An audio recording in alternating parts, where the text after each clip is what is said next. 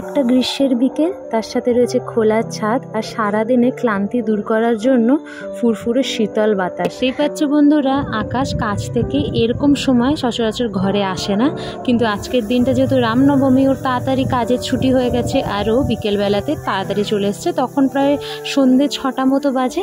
তোমাদের সবাইকে আজকে রামনবমী শুভেচ্ছা জানিয়ে ব্লগটা শুরু করছি বিকেল থেকে। আর আকাশকে এই বাড়িতে আনার পর প্রথম এত খুশি দেখতে পাচ্ছি। এই বাড়িতে কেন, আমি ওকে অনেক বছরই এরকম খুশি দেখিনি, যতক্ষণ থেকে ও ক্যান্সারের থেকে সেরে উঠেছে। আজকে আমি অনেক বছর পর ওর মুখে এরকম হাসি দেখতে পেলাম। কেন জানো, এটা হচ্ছে ওর একটা প্যাশন, ঘুড়ি উড়ানো। ওর মুখে এরকম অনেক কাহানি, অনেক গল্প শুনেছি যেখানে ওর ঘুড়ি উড়ানো সুন্দর সুন্দর ছোটোবেলার স্মৃতি জড়িয়ে আছে। যারা তোমরা আমাদের ব্লগ শুরু থেকে দেখো তারা জানো আকাশের একটা ক্রিকেট খেলার প্রতি ঝোঁক আছে। মানে যখন এই স্পেশালি আইপিএলের সিজনটা চলে, ও কিন্তু ফোনের মধ্যে মুখ গুজে বসে থাকে ছুটির পরে, বা ঘরে অন্যান্য কোনো কাজ করে যেখানে আমার ওর প্রচণ্ড হেল্প দরকার পড়ে। তো আজকে কিন্তু এসেই মোবাইল নিয়ে বসতেই পারতো, কিন্তু এই টাইমটাও কাজে লাগে ঘুড়ি উড়াতে নিজেকে ব্যস্ত করে ফেললো। আর এই ব্যস্ত থাকাটা দেখাটা যে কতটা শান্তির, যে ও সবসময় কিছু না কিছু ঘরে কাজ খুঁজে নেয়, সেখানে ও আজকে নিজেকে সময় দিচ্ছে, যেটাকে এক্স্যাক্টলি মি টাইম বলে। আর ওর কাছে না আছে লাটাই, না আছে প্রপার অনেক সুতোর বান্ডিল, কিন্তু যেটুকু আছে সেটার মধ্যে কিভাবে কাজ চালিয়ে ও ঘুড়ি উড়ানোর চেষ্টা করছে। হ্যাঁ, প্রথমের দিকে অসফল হচ্ছে না, অনেক দিন ধরে প্র্যাকটিসও নেই, আর জিনিসপত্র সরঞ্জামেরও অভাব, মানে ঘুড়ি উড়ানোর জন্য যেগুলোর প্রয়োজন হয়। কিন্তু হাল ছাড়েনি, যেটা কিন্তু স্বভাবের মধ্যে একটা স্পেশাল বৈশিষ্ট্য। ও চেষ্টা করেই গেছে। এটুকু সুতো লাগানো যে দেখছো, এটা হচ্ছে মিঠির জন্য লাগানো। অ্যাকচুয়ালি ঘুড়িগুলো মিঠির জন্যই কেনা হয়েছিল আমার বাপের বাড়িতে থাকাকালীন, কিন্তু কখনো সেরকম ওড়ানো হয়নি, কারণ ওই জায়গাটা পুরোটাই জনবহুল এরিয়া আর এরকম খোলা জায়গাও ছিল না। তার মধ্যে তোমাদেরকে একটু মিঠি সোনাকেও দেখিয়ে দিলে। মিঠি সোনা এই সময় ঘুমোচ্ছে, আর ওর বাবা আমাকে ডাকতে পাঠালো যে মিঠিকে ডাকো, কারণ ঘুড়িটা স্পেশালি মিঠির জন্যই কেনা হয়েছিল। আর মিঠিকে কখনো এরকম ঘুড়ি উড়ানোর জন্য নিয়ে বের করা হতো না। ওই ঘরে একবার আকাশ ট্রাই করেছিল, কিন্তু গলির মধ্যে ছোট জায়গাতে ঘুড়ি সেরকমভাবে ওড়েনি। আসলে ওখানে হাওয়া বাতাস মানে খুব একটা খোলামেলা তো নেই, যেরকম ছাদে যে পরিবেশটা হয় ঘুড়ি উড়ানোর জন্য অ্যাপ্রোপ্রিয়েট, সেরকম তো আর মানে নিচের লোকেশনে হয় না, যেখানে একটা পাড়া বা বস্তির মধ্যে থাকা হয়। তো দেখতেই পাচ্ছ আকাশ ঘরে ঢুকলো, যেহেতু ছোট সুতো দিয়ে হচ্ছিল না, ঠাকুরের না কিছুটা লাল সুতো আনা ছিল। আমি বিভিন্ন রেমেডি করতে থাকি, তো সেই সব ক্ষেত্রে লাল সুতো দরকার পড়ে। তো ও মানে এই লাল সুতোটাকে কাজে লাগিয়েছে। ঠাকুরের সিংহাসন থেকে লাল সুতো পেরে ওই ছোট্ট সুতো যেটা সাদা কালারের লাগানো ছিল সুতোটা, সেটার সাথে জয়েন্ট করে ঘুড়ি উড়োচ্ছে। আর ওর মুখের গ্লেজটা শুধু দেখো, সত্যি মানে মানুষ তার প্রিয় কাজটা অনেক বছর পর করতে পারলেও কীভাবে একটা প্রাণবন্ত হয়ে ওঠে। হ্যাঁ, সেটা আকাশকে দেখে প্রমাণ। আর আমি জানি তোমরা যারা আকাশকে খুব ভালোবাসো তাদেরও প্রচণ্ড ভালো লাগছে ক্লিপিংটা দেখে। তাই জন্যে আমি না বেশিরভাগটাই ওর ঘুড়ি উড়ানোর জায়গাটা রাখলাম, কারণ ওর মিঠি ঘুমোচ্ছিল, ওকে ঘুম থেকে উঠে দেখাতেও হবে। আর আকাশের এই মুখের স্মাইল, এই গ্লেজটা খুব কম দেখা সৌভাগ্য হয়, জানো তো। তো দেখতেই পাচ্ছ খুব মজা করে করে ঘুড়ি উড়োচ্ছে। আর ঘুড়ি উড়োতে উড়োতে বেলা থেকে সন্ধ্যা হয়ে গেল, মানে 6:30 7টা বাজতে আছে, তাও স্যারের ঘুড়ি উড়ানো হচ্ছিল না। কিন্তু যখন থেকে ও লাল সুতো টেনে অ্যাড করেছে, ও এতটা উঁচু হাইট অবধি গেছে, যেটা সত্যি আমি ভাবতে পারিনি। অ্যাকচুয়ালি হাওয়াটাও এত ভালো দিচ্ছিল যে মানে সব মিলিয়ে একটা মনোরম পরিবেশ হয়েছিল ঘুড়ি উড়ানোর জন্য। আর আকাশ কিভাবে মানে ছুটিয়ে জিনিসটাকে এনজয় করতে হয়, ওকে দেখে শেখা উচিত। সত্যি ও অল্পেতে কত খুশি হয় যেটা। সো আকাশ আধা ঘন্টা ধরে ঘুড়ি উড়ালো, এনজয় করলো। আর ওর মুখে শুনেছি ও ছোটোবেলায় প্রচুর নাকি ঘুড়ি উড়াতে মানে এক প্রকার ওর নেশা ছিল। তো তোমার মানে কেমন লাগলো, আর কত বছর পর এটা করলে? মুখের স্মাইলটা তো আলাদাই আজকে। 15 বছর? আচ্ছা, তুমি তো এত মৃদু মৃদু কথা বলো যে কি বলবো, কিছু শোনাই যায় না ভিডিওতে, তাই জন্য আমাকে আবার রিপিট করতে হয়। তো তোমাকে কেমন আনন্দ লাগছিল? কখন থেকে তুমি কি ভেবেই এসছো ছুটির সময় থেকে যে আজকে ঘুড়ি উড়াবে বলে? খুব ভালো করেছে।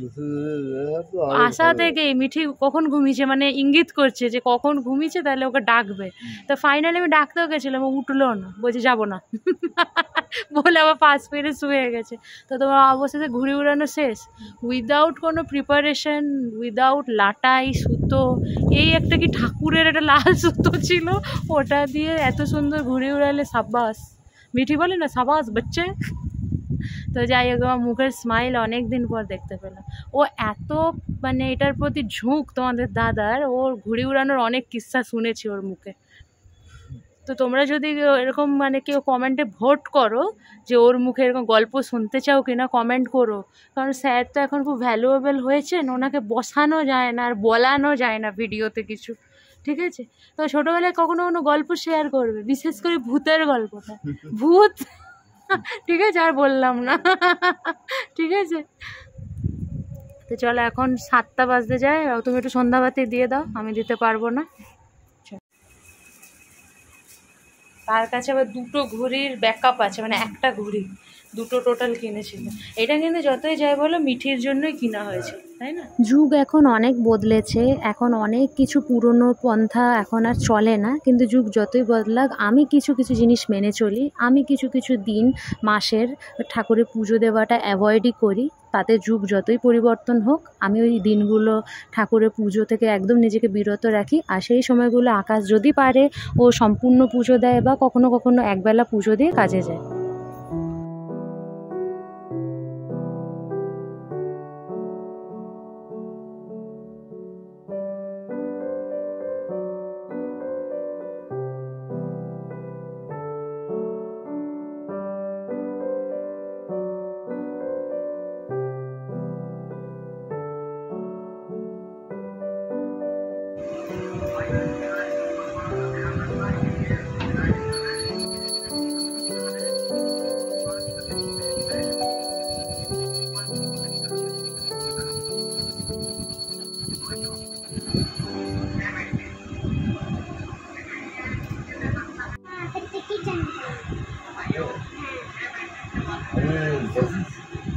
ড্রয়িং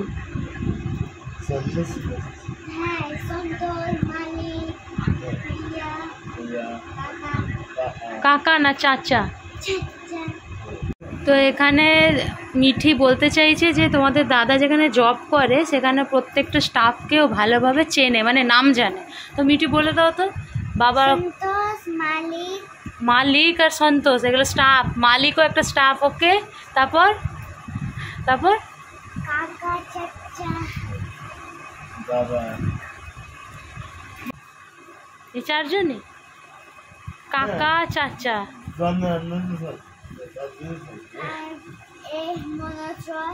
মনোজ রয়। আর উঠে কি জিজ্ঞেস করছিল গো তোমাকে? তোমাদের ক্যামেরাটা অন করতে পারিনি, ড্রয়িং নেই। কি ড্রয়িং কি ছিল গো? হ্যাঁ, ক্রিকেট। ও বাটারফ্লাইটা নয়। কি স্বপ্ন তোমার, কি স্বপ্ন? বাবা ক্রিকেট খেলো? ও এই দেখো, আচ্ছা এরকম করে উঠিয়ে দেখো বুকের সামনে। হ্যাঁ, তারপর উইন্ডার, তাই তো? উইন্ডার হয়েছে ওর বাবা। আর ওর হাতে ব্যাট আছে, দেখো ওখানে বল রেড কালার। তারপরে এটা তো ফটো চিপকিছে উইন্ডারের নিচে। তোমার মাথায় তো চুল নেই। আমি মিঠিকে সেটা গেছে, একটাই ভুল হয়ে গেছে। আচ্ছা তুমি এটা নোটিস করেছো, ওর এখন এই নতুন ড্রয়িং খাতাটায় ভাইয়ের ঝুঁকটা নেই। বুঝতে পারছো তো যে ভাইও চায় আর কি ওর একটা ভাই হবে। পুরনো সমস্ত ড্রয়িং খাতাতে তোমাদের দাদা অনেকবার বলেও ছিল এটা তোমাদেরকে শেয়ার করতে, কখনো করা হয়নি আর কি। ওর ভাইয়ের নাম কি রাখিস মা তুই? শিবাংশ হবে ওর ভাইয়ের নাম। তোমার মনে আছে আমি একবার তোমাকে স্ক্রিনশট পাঠিয়েছিলাম, সেখানে ইউটিউবের সার্চ অপশানটাতে আমি এখানে অ্যাটাচও করে দেবো। হ্যাঁ, শুধু সিস্টার অ্যান্ড ব্রাদারের ভিডিও। ছোট সিস্টার আর মানে ও বড়ো দিদি হবে, ওর একটা ভাই চাই। কিন্তু কার একটা যেন উক্তি আছে খুব চেনা জানা মানুষের, এই জন্মে তোর ভাই বোন হবে না। ভাই না, মিঠি তো এটাও ওই বাড়িতে বলতো দিদাকে, হ্যাঁ যে ওর ভাই বোন চাই বা কিছু, ওর ভাই হোক, বোন চাই না ওর ভাই হোক। তখন ও দিদা উক্তি বলতো কি যেন, তোর এই জন্মে আর ভাই বোন হবে।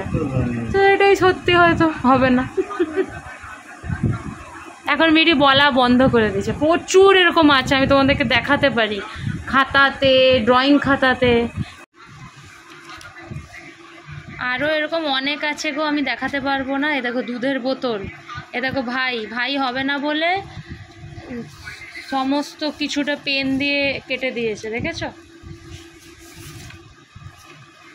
এই দেখো আরেকটা ভাই, ভাইয়ের ড্রয়িং করে। এটা কি দিদি? মিঠি দিদি? আগে তো পুরো খাতাতে ভাই ভাই লেখা থাকতো, সেই খাতাটা কোথায় গিয়ে যেন অন্য ড্রয়িং খাতা বলে। এই যে হাউস হবে, পুরনো খাতা, এই কটা পেজ। ওর আগের খাতাটা পেলে দেখাবো। আজকের একটা সুন্দর বিকেল তোমাদের সামনে তুলে ধরলাম। আশা করছি তোমাদের ভিডিওটা ভালো লেগেছে। আর যদি তোমরা এত দূর ভিডিওটা দেখে থাকো তাহলে তোমাদেরকে অসংখ্য মন থেকে ধন্যবাদ জানাই বন্ধুরা। অবশ্যই ভিডিওটা লাইক করে দিও। জানো তো বন্ধুরা, আকাশ কখনো সচরাচর আমি ওকে বিশ্রাম করতে দেখি না রাত্রি ছাড়া, কারণ ও সবসময় নিজেকে কোনো না কোনো কাজে ব্যস্ত রাখতে বেশি পছন্দ করে আফটার ক্যান্সার রিকভার, মানে ক্যান্সার থেকে সুস্থ হওয়ার পরে।